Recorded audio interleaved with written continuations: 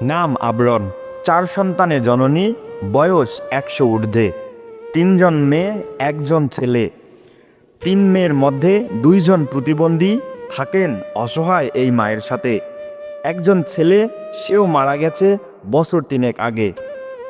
আজ ছিল মুসলমানদের সবথেকে বড় ধর্মীয় উৎসব ঈদুল আজহা। এই খুশির দিনে এখনও খাবার জোটেনি আবরণ বুড়ির চুলায়। অসহায় এই মায়ের সাথে তৃণমূল যখন কথা বলে, তখন তিনি জানান, আজ ঈদের দিন, এখন পর্যন্ত কেউ এক টুকরো গোস্ত দেয় নাই এবং চুলায় রান্না ওঠে নাই। রাতে কি খামো আল্লাহ জানে। এই মহানন্দের দিনে আমরা খুশিতে ঘুরে বেড়াচ্ছি। আজ এই ত্যাগের মহিমায় সৃষ্টিকর্তার কাছে নিজেদেরকে কতটুকু উজ্জীবিত করতে পেরেছি, প্রশ্ন আপনাদের কাছে। Shafi Alam, news desk, Trinamool.